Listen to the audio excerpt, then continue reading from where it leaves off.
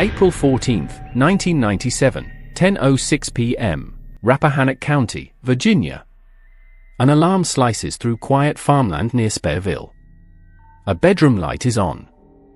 A Volvo sits in the gravel drive. Inside is Marilyn Carter, 52, a clinical research nurse. She is alone. At 10:21 p.m., the exterior siren stops. The interior panel keeps sounding. At 10:32 p.m., no one answers the phone.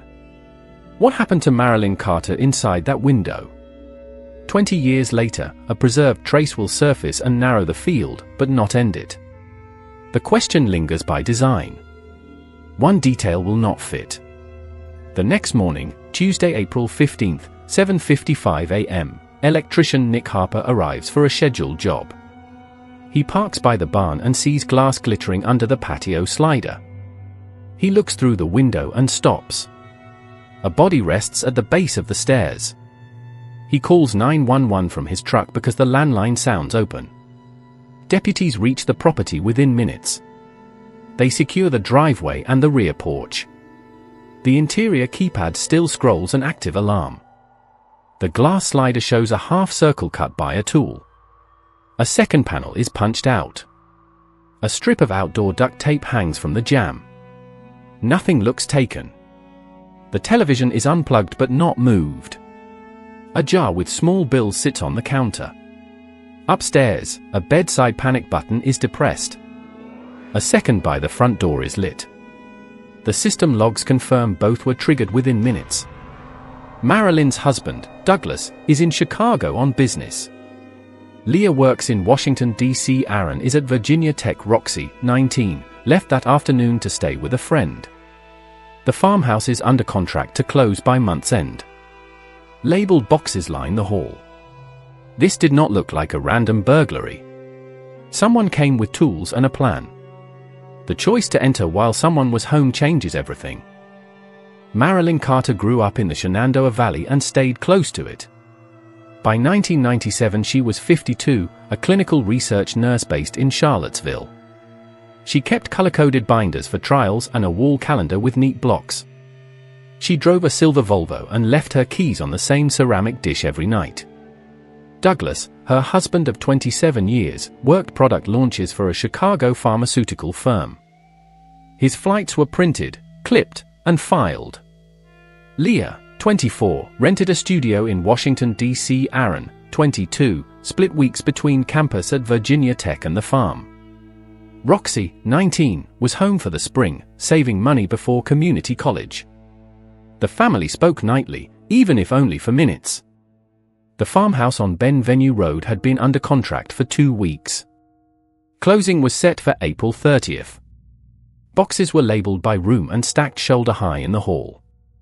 The realtor's combination lockbox hung from the front rail. The combination was the last four of Marilyn's office phone.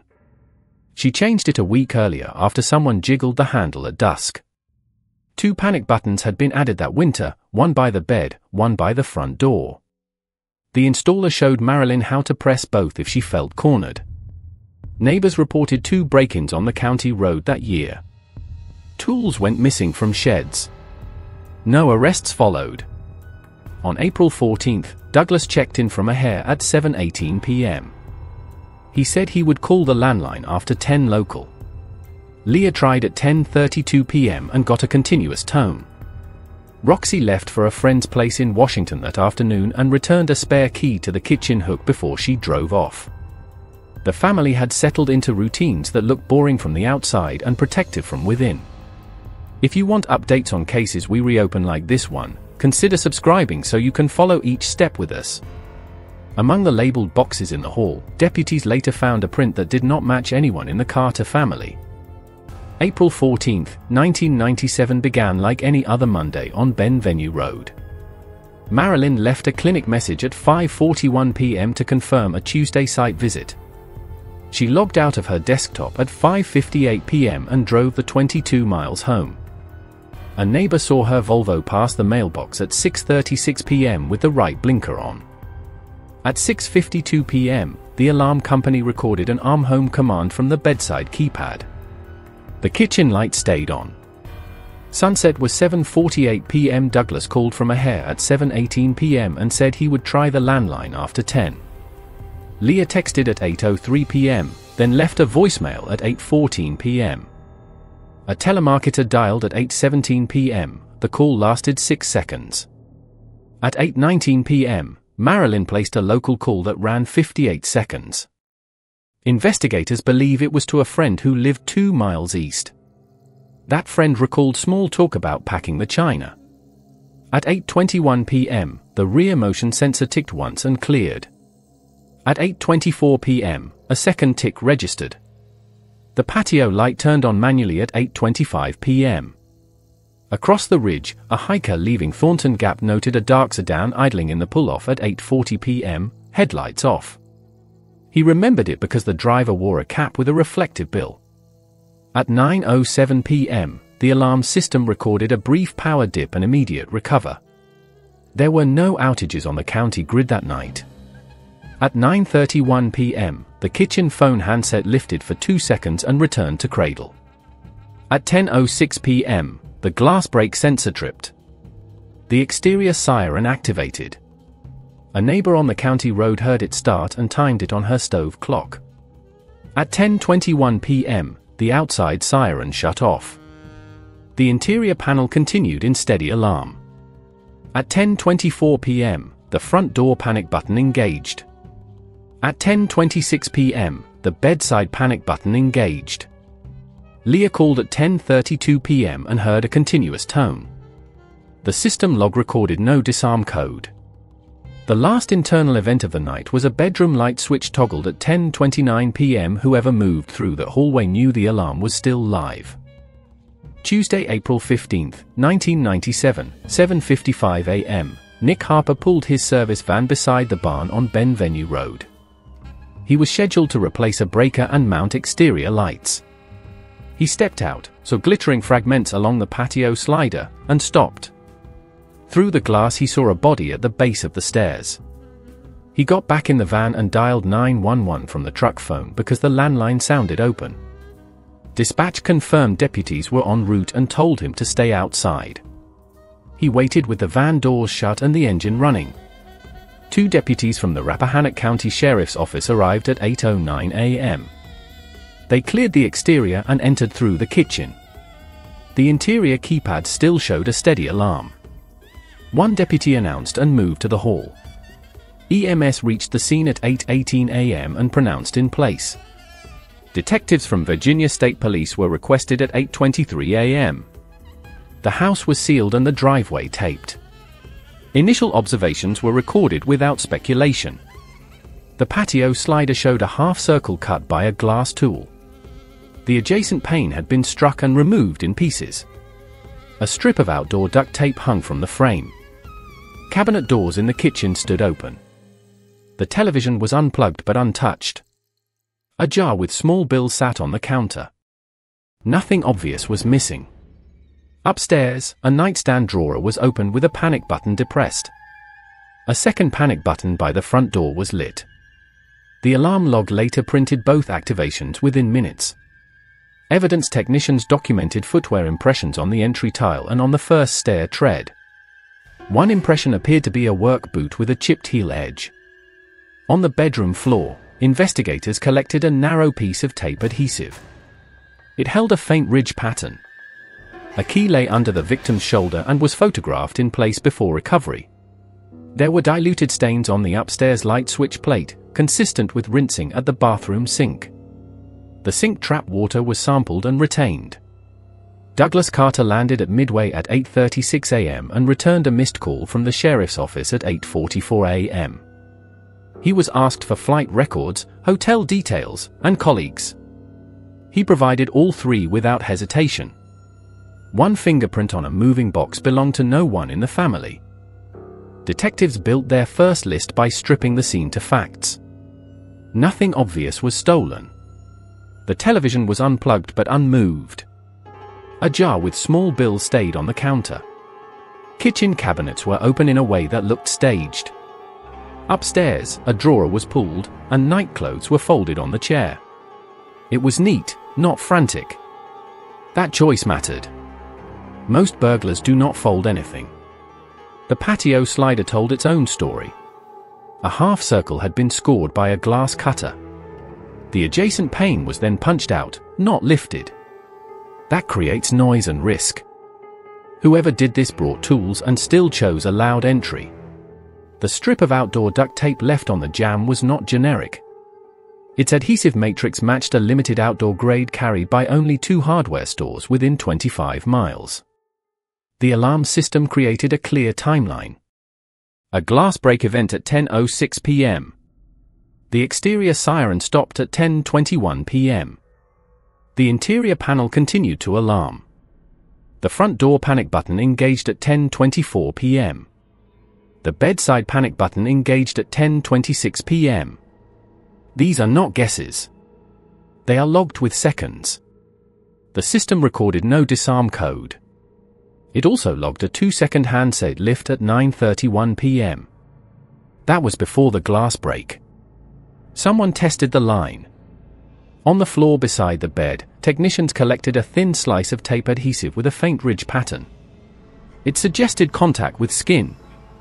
In the hallway, diluted stains on a switch plate pointed to rinsing hands in the bathroom. Trap water was saved. On the kitchen tile, one footwear impression showed a chipped heel on a work boot. The chip's shape was distinctive. It could be matched if the boot was found. The realtor's lockbox still hung on the front rail. The code had been changed a week earlier after a handle jiggle at dusk. It used the last 4 digits of Marilyn's office phone.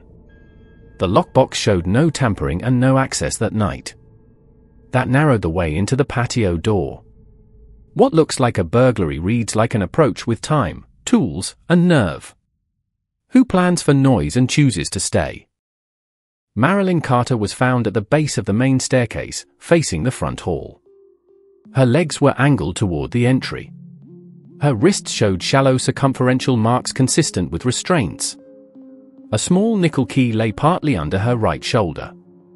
It matched a common brand of handcuffs. Adhesive transfer on her cheek and hairline suggested brief taping at the mouth. There were no signs of sexual assault.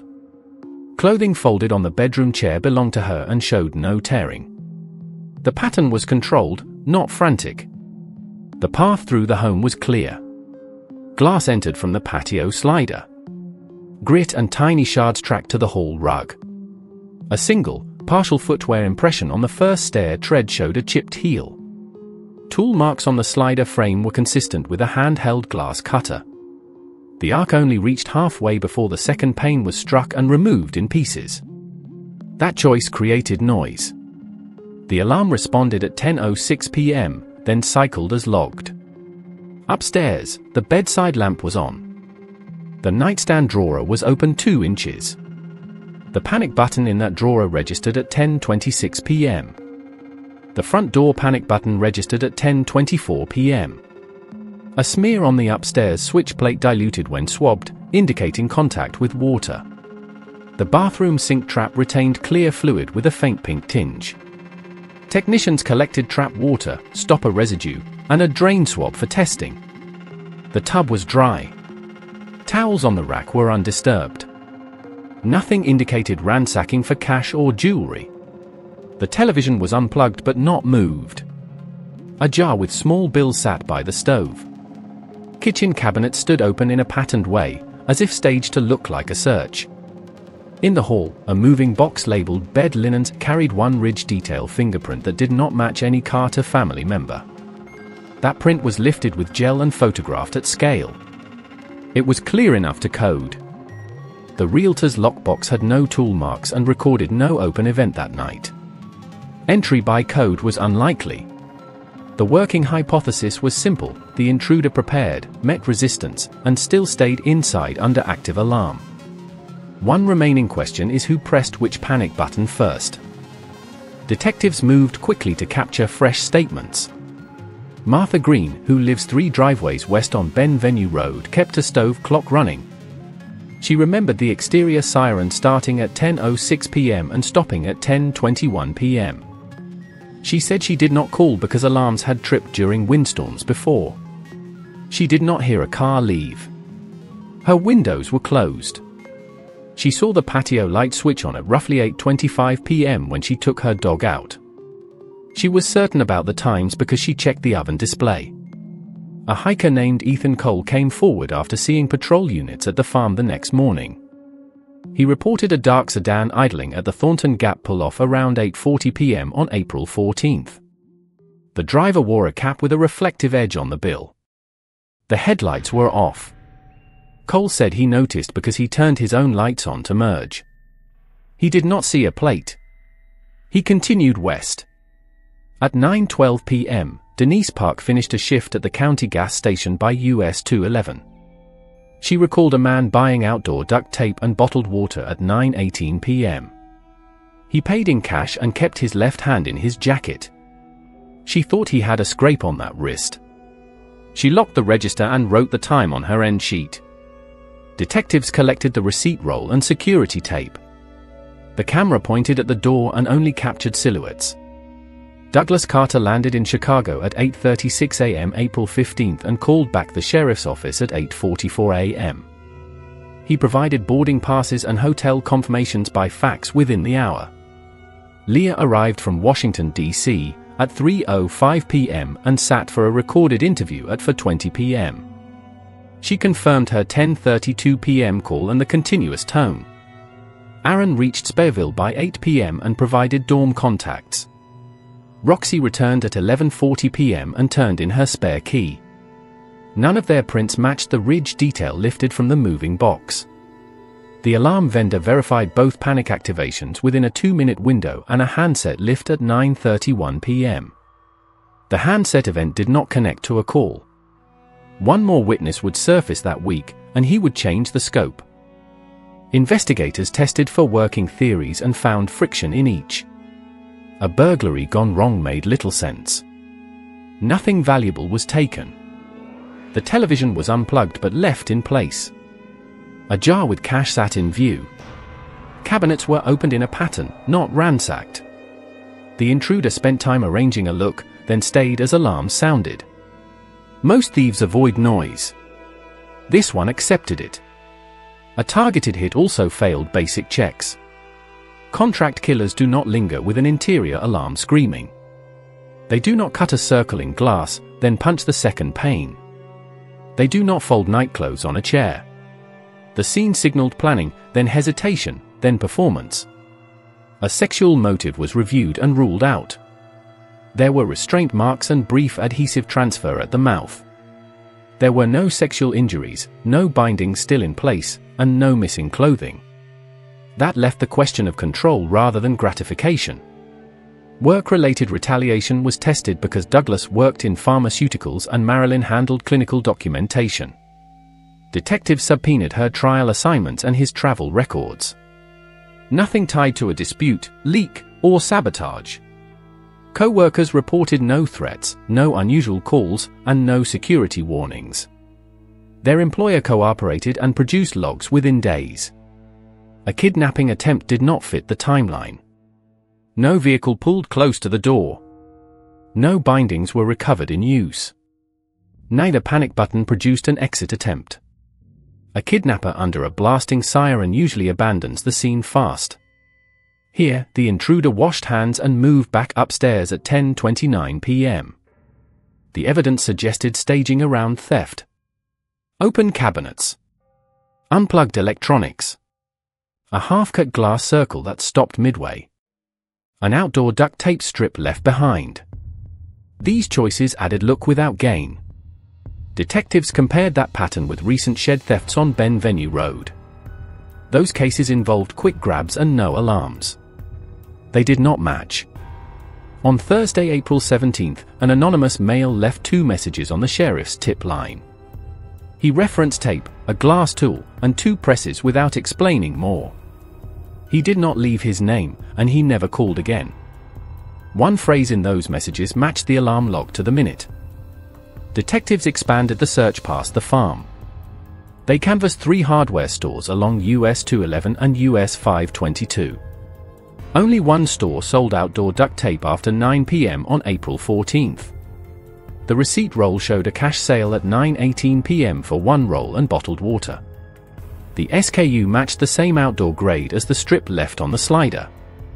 It did not prove identity, but it narrowed the lane. The same store logged a glass cutter sale at 5:12 p.m. to a man in a dark cap. The cashier remembered a reflective edge on the bill, which matched the hiker's note. A park ranger at Thornton Gap wrote a field entry for a sedan idling in the pull-off around 8:45 p.m. He listed dark, older model, missing front hubcaps and a partial plate K87. The state was unclear. His note sat in a spiral pad until deputies copied it that afternoon. DMV queries on partials returned dozens of vehicles in Virginia and Maryland. 3 stood out by owner location and vehicle age.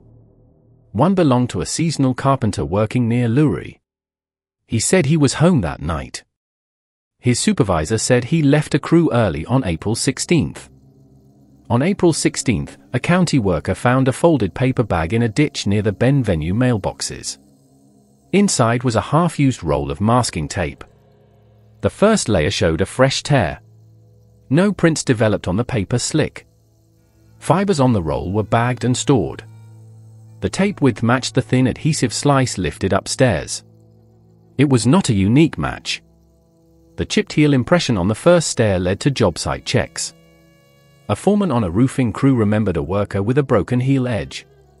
That worker quit on April 16th and moved out of a rented room behind a feed store. He denied involvement and allowed photographs of his replacement boots. The original pair was trashed last night. A landfill search failed to locate them. APHIS produced no hit for the latent print on the moving box.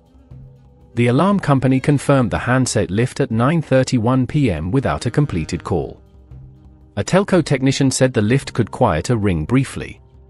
From a scribbled ranger note, the sedan list shrank to names.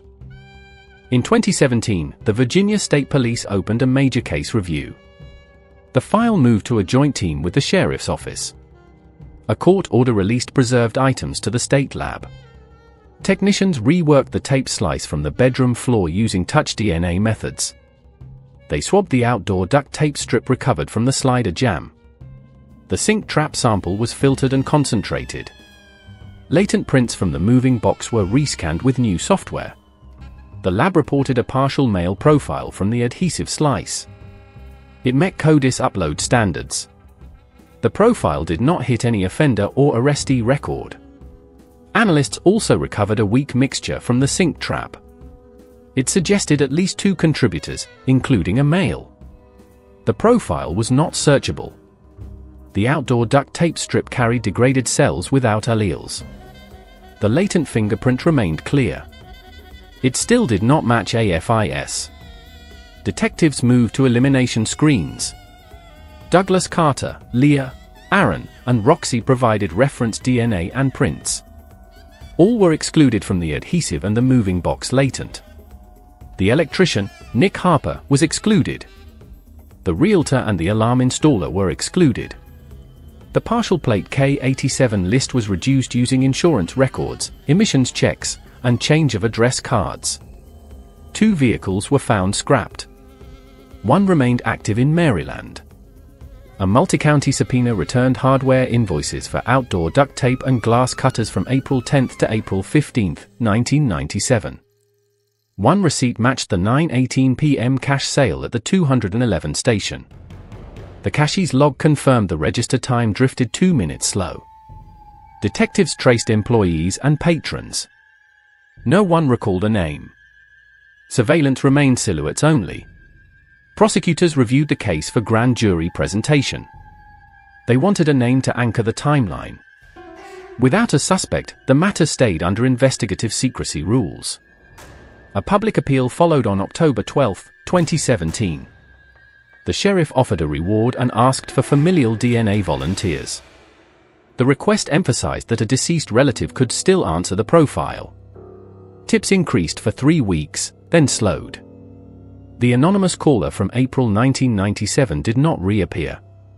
The moving box print was converted to a digital target for future searches.